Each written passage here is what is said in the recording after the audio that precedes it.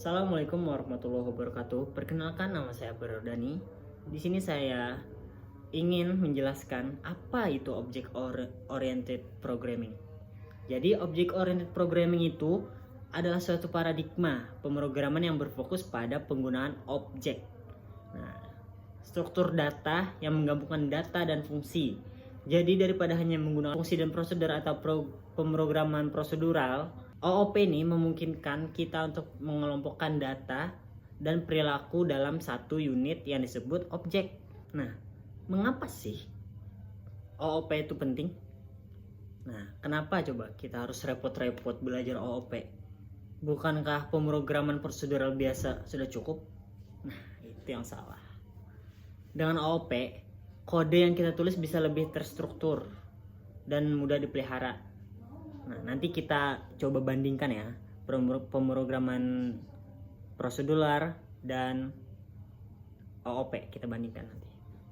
Nah, bayangkan kalau kita bangun rumah, sehingga misalnya kita bikin rumah, ada satu bagian yang rusak misalnya ada kerusakan di bagian pintu. Kita nggak perlu lagi membongkar satu rumah itu jika menggunakan OOP. Jika tidak menggunakan OOP atau hanya menggunakan pemrograman prosedural, kita harus membongkar satu rumah itu, padahal yang rusak hanya satu bagian, hanya pintu. Kan ribet kan? Makanya kita harus menggunakan OOP, Object Oriented Programming. Nah, sebelum kita masuk ke contoh konkret, atau nanti kita akan praktekkan kan, kita sebelum masuk ke praktek itu, mari kita pahami dulu beberapa konsep dasar dalam OOP. Yang pertama adalah kelas. Kelas ini adalah cetak biru atau blueprint, atau template lah dari objek. Misalnya, jika kita punya kelas mobil, maka kita bisa membuat banyak objek mobil dari kelas ini. Nah, misalnya kita punya kelas mobil, kemudian kita buat objek mobil A, mobil B, terus ada mobil C gitu. Jadi dalam satu kelas kita bisa buat beberapa objek. Nah, itu yang objek ya. Terus ada encapsulation. Encapsulation nih itu kayak privacy. Misalnya kita mau bikin password, kita sembunyiin gitu passwordnya. Misal saldo, kita sembunyiin passwordnya, saldonya gitu. Konsep untuk menyembunyikan detail internal dari sebuah objek dan hanya menyediakan antarmuka publik yang diperlukan. Dengan begitu pengguna objek tidak perlu tahu bagaimana objek itu bekerja di dalamnya, cukup tahu cara menggunakannya. Nanti ini kita akan praktekkan juga ya. Kita akan contohin menggunakan Python. Selanjutnya ada inheritance. Ini adalah konsep di mana sebuah kelas bisa mewarisi properti dan metode dari kelas lain. Misalnya kelas manusia. Terus kita ingin buat atribut nama, email. Misalnya nama email aja ya. Kelas manusia punya atribut nama.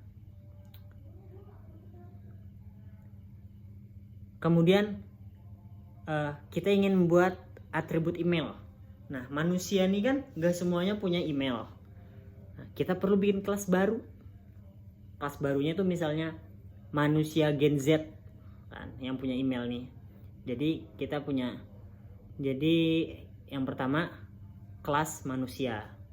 Kemudian di bawahnya kita bikin inheritance nih atau mewarisi. Kita bikin kelas baru lagi, yaitu kelas manusia Gen Z. Kemudian dalam kurung manusia. Nah, artinya dalam kurung manusia tuh adalah kelas induk. Nah, mewarisi dari kelas manusia. Kelas manusia Gen Z mewarisi dari kelas manusia. Nah, jadi metode dari kelas manusia itu akan tetap ada di kelas manusia Gen Z. Nanti kita contohin ya. Selanjutnya ada polymorphism atau konsep dimana suatu fungsi bisa memiliki bentuk yang berbeda. Misalnya fungsinya jalan, bisa berarti berjalan, atau misalnya fungsi jalan bisa berarti berjalan untuk manusia dan berlari untuk objek hewan. Misalnya fungsi jalan untuk objek manusia nih ya berjalan, tapi untuk objek hewan berlari. Nah, itu polymorphism. Nah, satu fungsi bisa beda bentuk yang berbeda, bisa beda metode lah misalnya. Nah, lanjut kita akan langsung ke contohnya ya, prakteknya. Oke, di sini saya ingin mencontohkan perbandingan antara misalnya kita hanya menggunakan pemrograman prosedural dan jika kita ingin menggunakan OOP. Misalnya kita di sini, di sini saya ingin mencontohkan dan membandingkan bagaimana jika kita menggunakan pemrograman prosedural dan bagaimana jika kita menggunakan OOP. Oke, di sini saya ingin membuat sebuah objek yang beratribut nama. Kemudian saya ingin membuat objeknya yaitu profesi. Nah, profesinya bukan objek profesi sih. Sebuah profesi, objeknya profesi, yaitu objeknya misalnya programmer yang bernama, atributnya nama Apriordani. Misalnya langsung kita praktekin saja. Programmer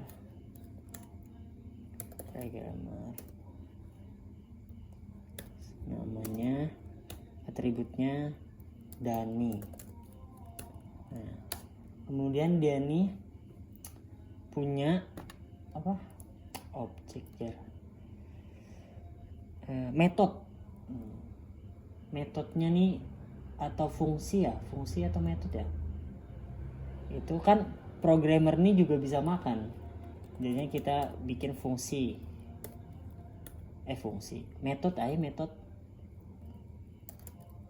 metodenya yaitu programmer makan. Nah, print print yang baru nih F.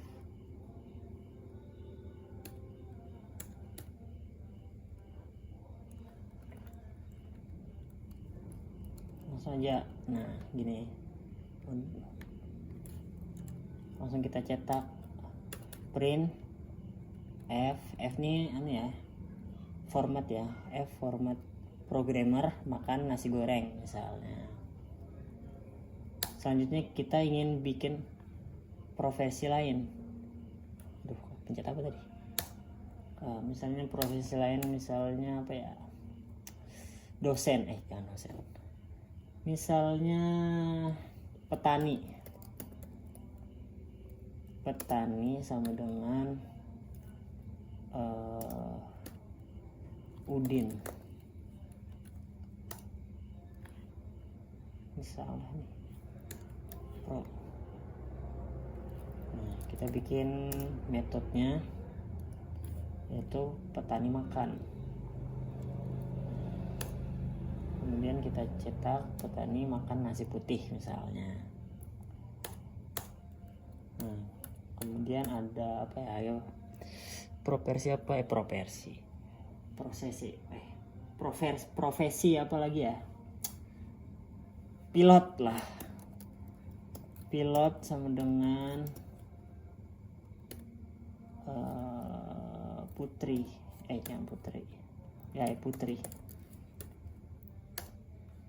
Dev putri makan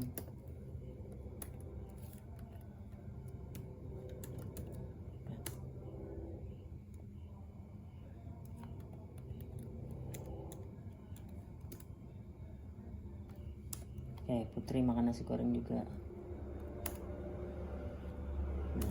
kita sini programmer makan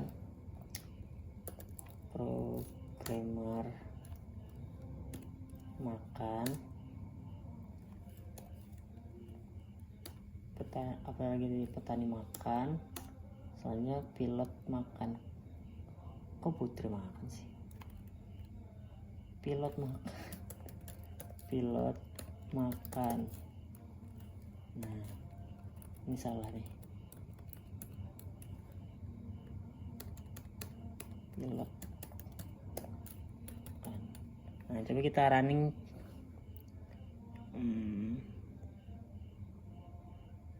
Kita running. Nah, di sini muncul kan Dani makan nasi, Udin makan nasi putih. Kemudian Putri makan nasi goreng. Nah, nggak ada yang salah kan di sini? Apa yang salah? Nggak ada yang salah. Nah, ada satu problem. Misalnya ini kan hanya cuman 3 profesi. Bagaimana kalau banyak profesi? Misal 100 profesi. Nah, berarti kita akan buat ngulang-ngulang ini sampai 100 kali, 100 profesi. Aduh, pusing banget. Nah, itu problemnya. Jadi sebelum kita menggunakan OOP, kita bayangkan dulu, kita pindah perspektif kita, mundurin, kita ke wide viewin. Programmer punya nama Dani, objeknya programmer, punya atribut Dani, kemudian dia bisa makan. Nah, kita cari sudut pandang lain, programmer, atribut Dani, punya makan. Kita harus cari kelasnya, kita harus bikin kelasnya. Kita harus bikin kelas yang cocok. Apa yang cocok ya, supaya bisa mendefinisikan semua ini nih, kayak dia programmer, objeknya programmer, kemudian punya atribut nama, kemudian bisa makan. Apa ya kelasnya yang cocok? Nah, jadi kelas yang cocok itu adalah manusia. Jadi manusia dia punya objek, kelas manusia punya objek programmer, kemudian punya atribut nama, kemudian dia punya metode yaitu makan. Nah, bisa makan. Nah, kita akan contohkan, lanjut ke contoh OOP ya. Pertama kita bikin kelas dulu. Kelas manusia yang mencakup semua objek itu. Kelas manusia, objek.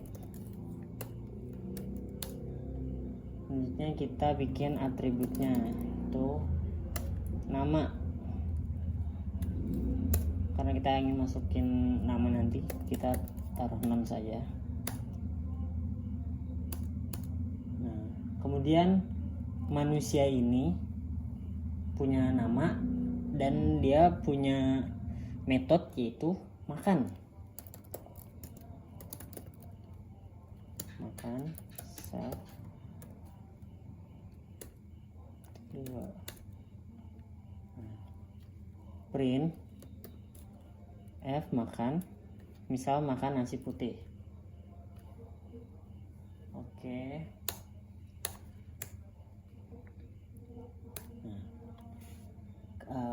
Kemudian kita panggil misalnya objeknya tadi, kita bikin dulu objeknya. Sebelum, kalau kita pengen bikin nama, kita harus lahirin dulu objeknya. Misalnya manusia, kita pengen bikin nama manusia itu, kita harus bikin dulu objeknya. Kita harus lahirkan dulu lah misalnya. Nah, jadi objeknya tuh programmer tadi ya, sama dengan manusia. Nah,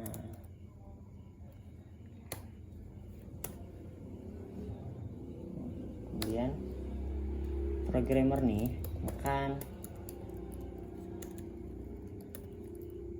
programmer dot makan. Nah, Coba kita coba dulu ya, kita running. Tahu muncul? Nah, tidak muncul, ya kan? Karena belum kita kasih nama. Bukan ding. Karena kita belum menginisialisasikan. Kita harus menginisialisasikan menggunakan konstruktor. Nah, kalau di Python konstruktor tuh nah di sini. Kalau di Python konstruktor tuh menggunakan init. Nah, ada di materi. Init self nama ini langsung ada. Nah, kemudian self nama. Oke. Nah, coba kita running ya. Nah, tetap nggak ada karena kita belum ngasih nama ke manusianya ini, ke programmernya nih. Nah, kalau misalnya kita melahirkan seorang anak, nah, otomatis kita akan membuat nama.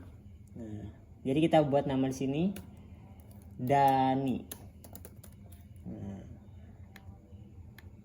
jadi manusia nama sini ini inisialisasi ya, ini konstruktor. Oke, kita coba running. Oke, masih ini self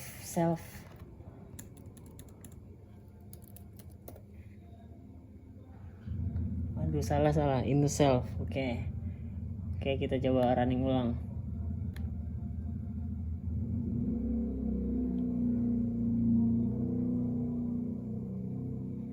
Gimana nih? Aduh.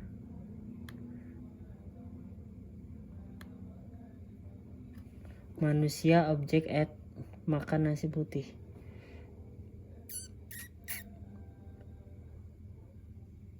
Programmer manusia.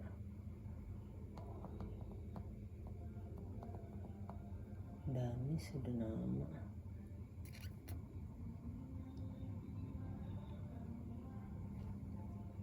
Wait.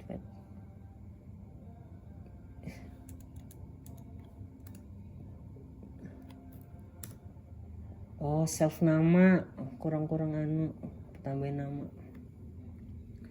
Sedang makan nasi putih. Nah, kita hapus ya. Kita running. Nah, karena muncul seperti ini. Nah, ini namanya konstruktor. Nah, kita kembali ke problem tadi. Aduh, pencet. Apa nih? Kita kembali ke problem tadi. Misalnya Misalnya kita ingin masukin beberapa profesi, banyak profesi. Kita tinggal copy paste ini saja. Nah, copy paste sini. Misalnya ini sini. Nah, kita ganti profesinya. Misalnya ini petani tadi kan. Kemudian namanya Udin. Ini petani juga. Bentar. Ini copy paste saja. Ini petani makan. Kemudian pilot makan. Pilot putri namanya. Kemudian pilot makan. Selanjutnya misalnya nelayan namanya Putra. Nelayan makan. Nah, nelayan makan. Nah, kita coba Kita coba running. Nah, dia aduh.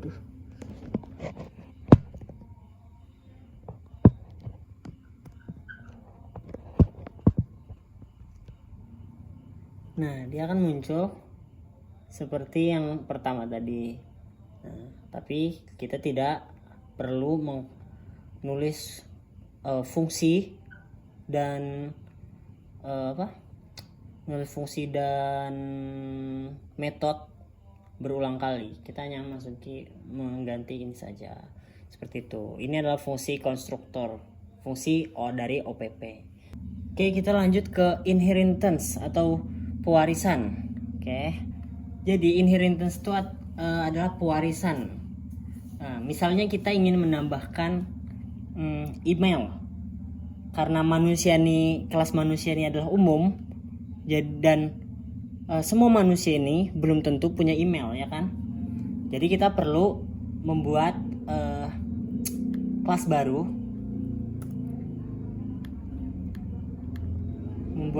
baru. Oke.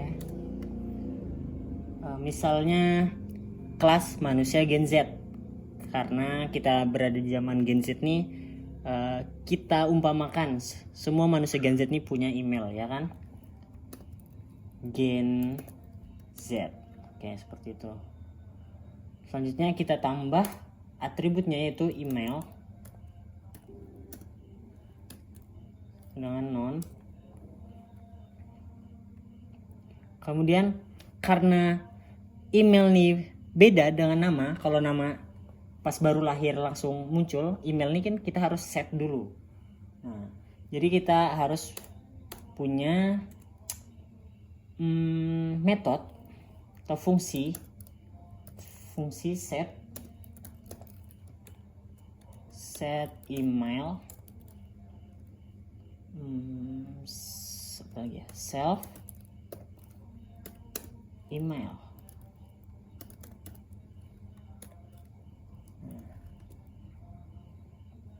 Kemudian self email. Nah, jadi dalam konsep pewarisan, di fungsi di dalam kelas induk ini kan adalah kelas induk, akan diwariskan kepada kelas manusia Gen Z ini. Caranya gimana? Caranya di dalam sini kita ganti menjadi manusia. Nah, manusia. Nah, ini adalah kelas induknya. Ini adalah kelas anaknya. Jadi kelas anak ini mewarisi dari kelas manusia. Jadi fungsi-fungsi yang dalam sini akan tetap di sini, walaupun fungsi yang ini, fungsi makan dan fungsi konstruktornya yang kita hapus. Oke, kita coba dulu. Oke, kita tambahkan programmer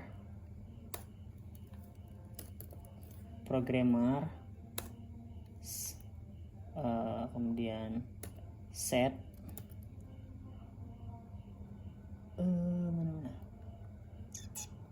set email,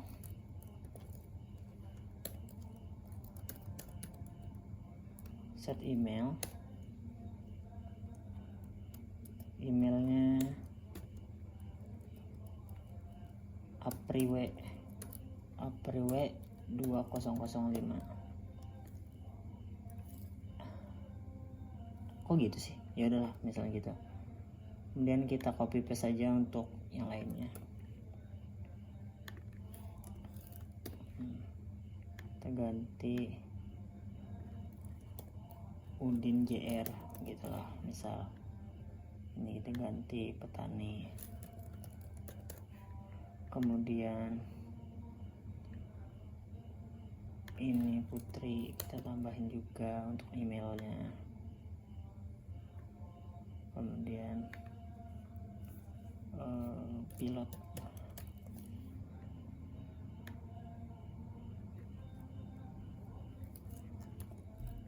Putri Askia Putri misal.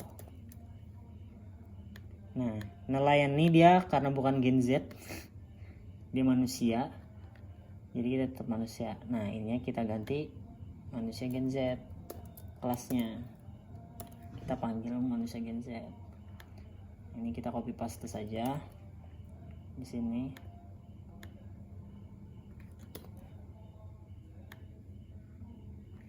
Oke, sini. Ini bukan manusia Gen Z, Putra. Jadi biarin. Nah, coba kita running. Kelihatan nggak sih? Aduh, apa ini?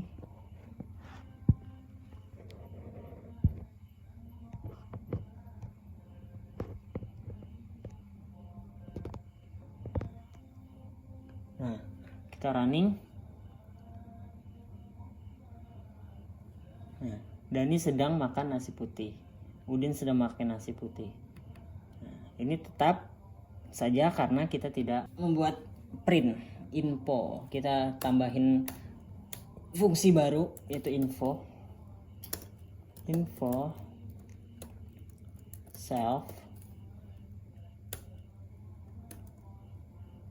dan print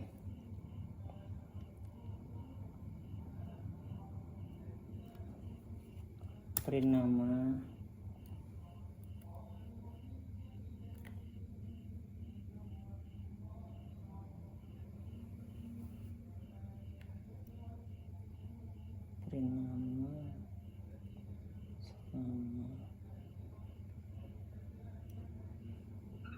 kemudian email,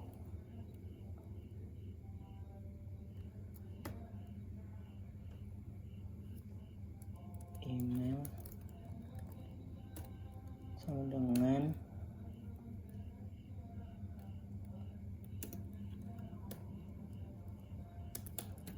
self.email. Benar nggak sih nih? Coba kita running.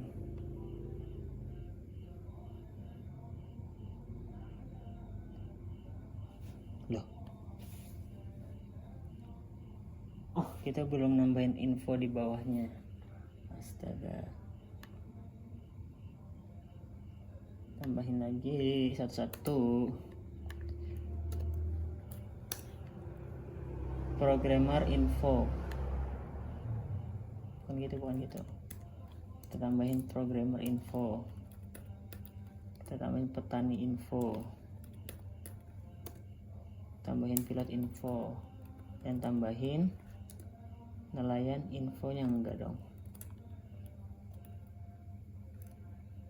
Karena nelayan bukan manusia Gen Z. Coba kita tes. Nah, kan muncul Dani sedang makan nasi putih, nama Dani, email apriwe 2005.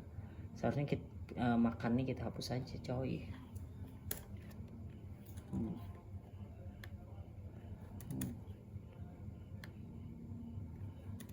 Saja.